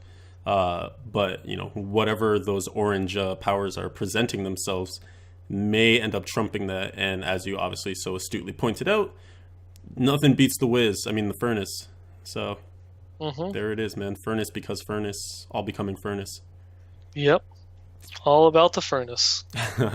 No Maximus. See what you did there. Yeah, we had to get some songs in here somewhere. Gotta get it in there somewhere. All right, let's see. There was another one here that actually has a bit of a item element to it, and this is a workshoppable item that I'll bring up here on the screen. Dun, dun, dun, dun. That's not what I wanted to show at all. Whoops. That's a teaser for later. This Haunt of Vaxo was submitted by Dralothian, and he wants to know what he should re-roll on this item. And so for those listening along, it has 726 strength, critical hit damage, of 100%, critical hit chance 8%, secondary stats of lightning resistance, and of course the whole Haunt of Vaxo thing where it summons clones with a stun, and it also has a socket. Nineball, your thoughts on this to start? Going through and looking at it, it already is pretty good. At least from the aspect of going. I don't know as much about strength classes, so I don't know how much like a barbarian or a crusader would value strength as opposed to elemental damage. Mm-hmm. I don't know. Maybe you'd be able to better weigh in on that one. But me, with my limited knowledge going through and looking at that, I would just say the secondary is probably the only thing that I would go and re-roll on that. From lightning resist to either melee damage reduction or another resist if I had one category that was under a lot of the other ones. Like for me right now, my frost resist is 200 below everything else. Right. I don't have a lot of frost resist on my gear compared to some of the other ones, so that'd be one of those ones that I would look at re-rolling just to compensate for that. Yeah, I think here probably the right answer 9 times out of 10 is going to be the strength re-rolled into some element, because not only will it actually function for you with whatever build you're playing for whatever class you're playing. I kind of gave away the punchline. It works for any class if you go to strength to element, which basically means like if you re-roll that strength to lightning, then any class that you're using lightning damage skills on, you can just throw this Haunt of Vaxo on too. So it kind of makes it multidisciplinary amongst all your different classes. But in terms of like Crusaders, we usually don't have a lot of things that give you stun to proc, unless you're using I want to say Electrify as a rune on Zeal. Mm-hmm. And of course, if you're using the Stampede build, Actually, I shouldn't even say of course. I'm not sure that it has a stun in there. I Obviously, I thought it need. was just a knockback. I think it is just knockback, but it might actually no. I think it does have stun too. You can see how much Stampede I play. It's all about the condemn. In any case, I think also that Barbs would benefit from this too. I do believe they have stun in their Ray core, maybe. Oh, so bad right now. But yeah, I think the answer here is strength into elemental, and then it gives you some versatility here for all your different builds. Mm-hmm. And we're back. All right. Let's see. We have another one from the EU over here. Sup, fellas? Felix from Germany wanted to write in and said that he's been following our. He hasn't been following our podcast for very long, but he's loving it, and that he's been playing Diablo since he was 10 years old and started with Diablo 1, and that shows for great parenting, right? And so that he's been addicted to the game. He's been playing it on and off again for about 12 years now. He was sad to see Archon go, but he's wondering if we were looking for someone to take his place in the long run, because he felt that three voices on the show had kind of covered all of our bases. It kind of fit perfectly. Mm-hmm. Yeah, this is something that we were discussing at the end of after the after show last week. Mm-hmm. And we thought we would put it to the people to kind of chime in and see if they thought it'd be good to go back to 3 people. We've been talking about it ourselves too, and having a couple of people in mind, thinking that it might be nice to go back to 3. But I think we'll base it upon kind of the feel of the community and also the feeling amongst ourselves. Because it's always nice to have voices, but there's also something to be said for the chemistry. I felt like it worked really nicely just because we all had a rapport with each other between you, me, and Archon. Essentially, or not essentially, but also having met all at the launch event too, kind of helped to gel things a little bit more. So I think there's a few things to consider, but Yep. Yeah. It is something that we are discussing and working on. Now I sound like the developers. We talk about it, we've been discussing. There have been conversations that have taken place. Get a girl. That's an interesting thought too. There we go. Some female voices. Yeah, so yeah, we'll definitely continue to suss it out and figure out what's best for this show going forward. Mm-hmm. Then they also wanted to go through and show off some items. I don't know if were any of these ones that you were including in the items of the week. 2 of them made it. Okay, so we'll get back to those in a little bit. But he also did attach a whole bunch of items in that email. Mm-hmm. There is a funny feedback one here from Mr. David Bird, and he says, "Sup fellas, I have a small request. Can you talk extensively about Ramalama Namana the Dingalingadong gift next show? I laughed so hard every time Lev gave his interpretation of the word, and now you can see why I went absolutely ridiculous pronouncing that to begin with. But yeah, it's really funny. I think one of the most consistent things throughout the course of this one season was just the low grumbling from everyone about not having enough Ramalani's gifts. And I'm wondering if those even received any buffs, like, when they made the rarest items no longer as rare. I wonder if Ramalani's got touched up with that too, because I know a few people that have said they found a few in the last couple of weeks, but then again, that could just be RNG. You're not entirely sure if that is a boosted rate, but it just seems people are still always just needing more. And of course, with ancient weapons coming in, that's going to put a bit of a hyper focus on wanting that extra socket there. Yep. So I think that the gift should be expanded to apply to any item that can roll a socket.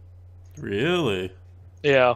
Dude, that's going to be next level. That's got to be like season 4, man, where we need to really shake it up.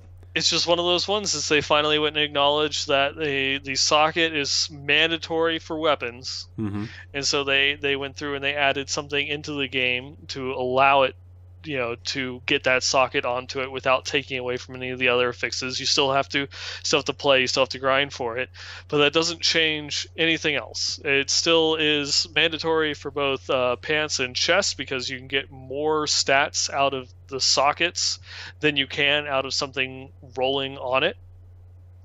And then for the rings and amulets, legendary gems is going to blow out anything else that you can get out of the water, and so they are all now mandatory as well.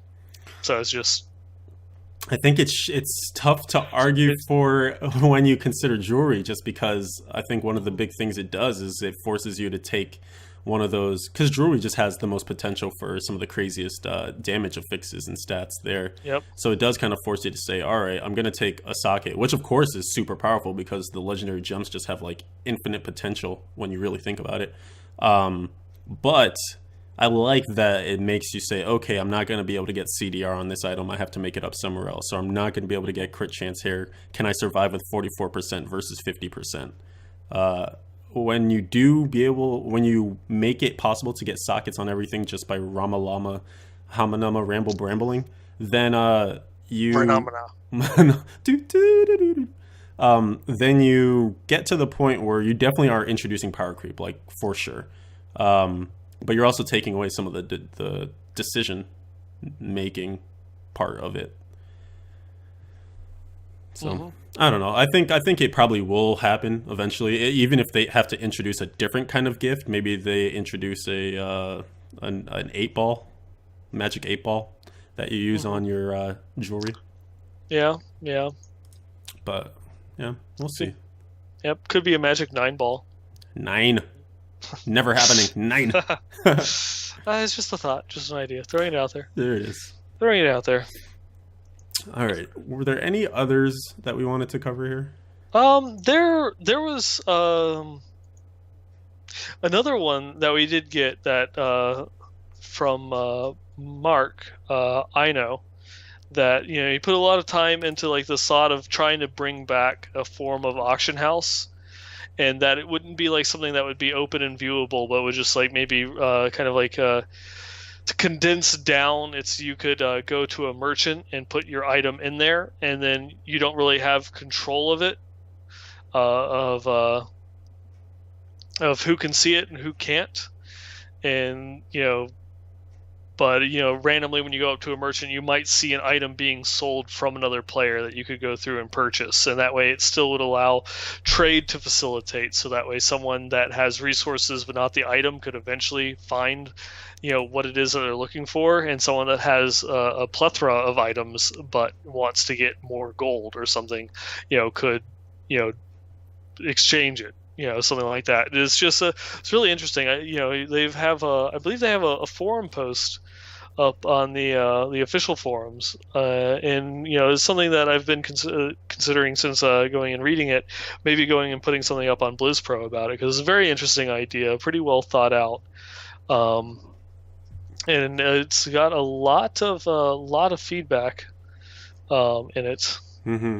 Definitely a lot of time and effort and thought put into it. So it's definitely good to highlight it here. And it would be cool to Hmm. put a little highlight on the site as well. Um, I just, I don't know. I feel like I always have a tough time looking at trading without bias because it's something that I either have had little interest in when it was available in D3 or have felt that if it came back, it would not be a good feeling in terms of just, I don't know. I always just feel like trading is at odds with the rate of progression that the game itself peters out and what makes accomplishments sort of worth it in terms of being able to gear your own characters. Because already when you think about, let's say you have a really popular streamer, you're playing hardcore, and one of the hardest parts of hardcore is that if you die, you have to reassemble your items. And another big part of that too is making sure that if you have to craft things and whatnot, then you have to get a crafting mats, and if you have to enchant things, you also need crafting mats as well. But if you have a streamer that has a huge following and people are just feeding that person, rares to get them their veiled crystals back, or just giving them all the items that they find as they run with them in T6 rifts or whatever, that kind of defeats the purpose of that death meaning anything and the accomplishment of coming back from it, because you were just given a bunch of handouts. And Hmm. obviously that's not trading, right? That's just getting boosted super hard. But I guess the whole, like, I feel like people, as far as I can tell, want trading because there's this communal aspect to it. Like, you get to make friends through it. You get a storyline there where it's like, hey, I got this item from this guy, and then we became friends, and we played together, and then we tackled the leaderboards or something like that. You can get cool storylines. But I feel like the clans are kind of doing that without the necessity of trading. Hmm. Yeah, I'd want to yeah. hear more. So I'm not throwing it out. It just seems, and it's. Sorry, go ahead. I was just about to say, I was a very staunch believer in that there should be some form of training, and I was sad to see the auction house go. But I've seen the merits, and honestly, I've not been able to come up with a better idea of just increasing the drop rates and getting rid of trading, and the impact that it's had on the game. Mm-hmm. So even though it's not, I still don't think it was probably one of the best solutions. I haven't come up with one better, so I can't really discredit it. That's fair. Yeah, indeed. We did have a couple of other feedbacks. Some of them are really long, and of course, we always appreciate you guys writing in. The longer ones are a little bit tougher to tackle, just because we like to only give so much time to each piece and to this section in general too. So with that said, are there any other ones that we want to pick at here, or are we? No, because we are starting to close in on that 2 hour mark. So you Indeed. do, yeah, want to get things rolling here a little bit more. So yeah, I think that about covers it. All right. In that case, I did want to highlight just very quickly a screenshot that we received from a longtime fan, Wildcat Kelly. She was noting in her fights against the evils of Sanctuary that there are some new enemy types out there, at least enemy names out there, and something that we may have talked about when the patch notes went live. I think it was around the PTR actually, but it's worth noting now, is that all the CMs have their names attached to monsters now, so you can fight Nevilistus, or Hmm. I think Tivolier unfortunately isn't thrown in there just yet. Maybe, Yeah, I believe he's the one that got left out. oh, he's too new, too new. Yep. But Grimiku, Lilira, and Nevilistus are all there available for beatings until their morale improves. Yep. So now all of the teasing and the taunting that Nev gives us on Twitter, we can finally release our frustrations out on her, That's right. and give her the proper beating that she deserves. Oh man, so violent, so violent. And then yes, so one of the fun facts: Grumiku is spelled wrong. I believe it was spelled with two U's. Oh wow. Yeah. Yep. Yeah, it was spelled Grimuku. with Grumuku. Uh huh. Insult to Poor injury. poor Grumiku. Not only is he getting beat, but he's getting beat with the improper name. Yep. Mm-mm-mm. All right. Well, that's a Damn little. shame. Damn It shame. truly is. Uh-huh. All right. So from there, I think we can go ahead and jump into the items of the week. And we got a few good entries this week. I again tried to limit it to about 5. I think I have 6 this time around. We definitely got more than that, so do continue to submit those. Again, Westmarch Workshop at BlizzPro.com or over on Twitter at the WM Workshop.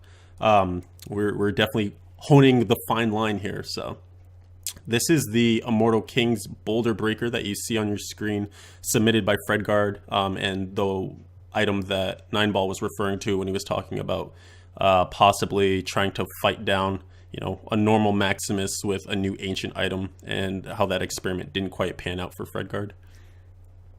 So I just wanted to highlight that one. It's got 4,376 DPS, re-rolled for 10% damage as an affix, 1,385 strength, or maybe one, I can't even see, I don't know, I'm blind, and 1,305 vit, and some other secondaries, and a Ramaladni's in there to add a socket for some crit damage. Next up is, it's an Ancient Ring of Royal Grandeur. This one was submitted by Mad Hamster, who is a person that submits many items every week, and just seems to have incredible luck in terms of getting really cool and really good items. So I wanted to highlight here, just again, bounty items rolling Ancient. Ring of Royal Grandeur here is very nice, just because if you do use a main stat on it, then that's one of the things that can get bolstered. I know a lot of people are saying, well, Ancient on jewelry doesn't quite matter as much, just because oftentimes you're rolling off that main stat, which is one of the few things that gets bolstered when it becomes Ancient. But this one does have its main stat. It's got 612 dex, 5% attack speed, critical hit chance of 5.5%, and it was rerolled to have a socket. Of course. Of course. Yep. And normally, sorry, go ahead. I was about to say, is the Ring of Royal Grandeur, you only have like that one random stat to roll. This is always going to roll main stat, attack speed, and life on hit. Right, so rerolled that life on hit off. Yep. So you're always hoping for either the it rolls the random stat is a socket, and so that way you can re-roll the life on hit, or that it rolls as one of the other stats, so that way you can roll a socket. There are even some builds of some classes that reroll the attack speed because they use the life on hit.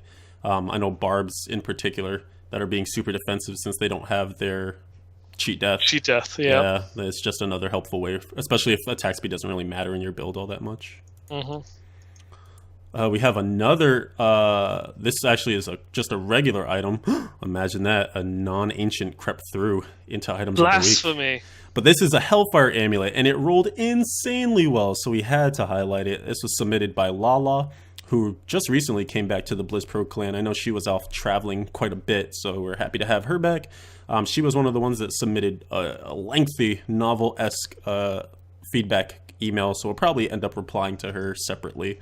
And maybe highlighting some of those ideas later on down the road. But this Hellfire Amulet is a thing of beauty. 727 dexterity, critical hit damage increased by 100%. That's just a natural roll, no big deal. Rerolled critical hit chance up to 10%, and then it reduces cooldown of all skills by 5%. And the passive that is unlocked here is the Guardian's Path. And she did note that she was doing a Tempest Rush previously, and that was one of the passives she was using within that build. So she's super stoked to get this, her very first Hellfire Amulet. Not too shabby. One and done, I'm jelly. Right? I'm peanut butter. Put us together, what does that make? It makes a sandwich, I believe. We'll get to eating. I don't know where I went with that. I don't know either. I feel awkward. I am sitting here feeling left behind. This conversation has gone places that I don't know. It took you somewhere you probably didn't even want to travel to. Next up. I think it's starting to get to the realm where I'm going to start asking for an adult. Oh boy. Uh-oh. That's going to be an episode of SVU in a second. We're going to move right along here. We have Felix, who submitted a Unity. And I just wanted to highlight it because, everyone loves Unities. Everyone's always trying to get Unity. And this is one of the ones that rolled with a natural socket. So he was able to take the main stat off of here and re-rolled that to a 50% perfect critical hit damage increase. It rolled with a perfect 6% critical hit chance. And then a perfect increases damage against elites by 15%. And then the secondary even of cold resistance. So this is just a really awesome Unity.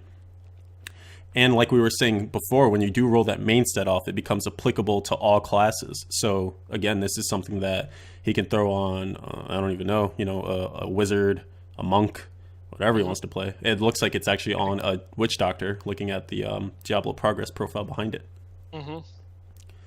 Pretty good stuff. On we go. Talking about Maximus earlier, we have an ancient Maximus here. This one was submitted by Orin, and he calls it the Near Max Maximus. It's got 4,437 DPS. Fire skills deal 20% more damage, so that's perfect. He rerolled a fix to 10% damage, so that's perfect as well. And it has 1,428 strength, which the max is 1,465, so almost perfect. And then to even make matters better, the secondary is a 4.9% chance to stun on hit, where the max there is 5.1%. So this is really just almost there with everything. Yeah, not bad. Fredgard is sad in chat. Sad Fredgard because sad. Need that Maximus in my life. Yeah, this is a thing of beauty. Of course, it was Ramadanged to have a socket on there. Because of course. Because all the best ones are. Indeed. We wouldn't highlight them if they weren't.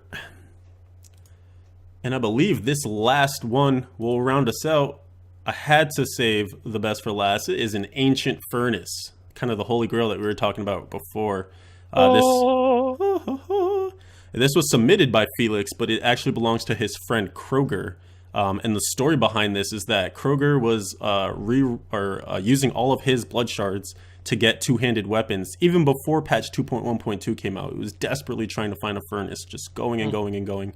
And then it wasn't until 2.1.2 dropped that this thing rolled into his inventory from Gambles on Kadala, and it is a truly, truly beautiful thing. 4,303 DPS, 10% damage on there, 1,249 intelligence, 1,451 vit, Ramadama, Hangananga, Labadaba on there for a socket, and I don't see anything re-rolled here, so this kit still has potential to just do other stuff. Yeah, that is the one thing I don't know, because they are a normal character, weren't they? Not hardcore? I believe so. So depending upon the rest of their gear, the vitality might go for, say cooldown reduction, or attack speed. They're a Jade build, so probably cooldown reduction if they haven't met that kind of like that sweet spot. Mm-hmm. Oh, I guess I did overlook that this has 42% damage against elites, but I mean, can you even be mad that it's on the lower end there when you have an ancient furnace? It's a furnace, and it's ancient. No. I ain't mad at you. Who's complaining? Not I. Mm-hmm.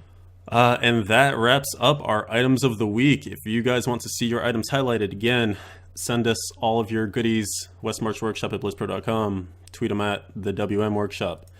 We're keeping it highly quality. So if you feel like it's on the verge, don't even send it. No, you should still send it though. I like looking at things. Yep, because you never know. It might be the week that no one sends in anything, so your cracked sash will make it onto the show. You love that cracked sash. Yeah, that's your Moby Dick. It is a Diablo staple. This game would not be where it is today without cracked sashes. Cracked sassy sashes. Sassy sashes. Indeed. Say that 5 times fast. I'd prefer not to. I'm going to go ahead and plead the fifth on that. Mm-hmm. All right, so we've made it to the end of another delightful episode of Westmarch Workshop. Is there anything that you'd like to state to the people? Parting words of wisdom? Yeah, try to make the most of season 1 while you can. Try to get those last achievements or whatever little personal goals you've set for yourself. Because the next time that we chat, it's going to be over. It'll be the end of an era. It's going to be dunzos. It will actually be the end of an era and the start of an era. Yes. Era 1 into Era 2. Mm-hmm. It's really exciting. Yeah, I can only agree with that and kind of piggyback and say, yeah, if you have any goals or things that you've been putting off, you really can't put them off much longer. So stop procrastinating, stop going to work, stop reading books, and start killing things. And pray for more snow, because I hear that works. Yeah, about that. Pray for no snow. Boo. Oh, with that sad and depressing thought, I'm going to start the outro music. We say goodbye to you guys for another episode, but we will see you shortly. Every Wednesday, in fact, at 9 p.m. Eastern Standard Time, 6 p.m. on the Pacific Coast, which apparently is the best coast because there's no snow. Let's see. You can find us here on twitch.tv/Leviathan111 if you want to catch the live show. YouTube, Essay Stewart 1 or Blizz Pro has both. I upload them to both of those usually pretty quickly. iTunes, Stitcher if you want the audio only version, if you're on the go, traveling, whatever have you. Again, you can email us at westmarchworkshop@blizzpro.com. All your complaints, suggestions, thoughts, wishes, dreams, penguins, we take it all. Tweets over on the WM Workshop or singularly to either of us. I'm SA Stewart 111. That guy over there is 9ball Gamer on Twitter. And that, I think, will do it. 9ball. We're done. You are done. You're looking like a fine piece of steak.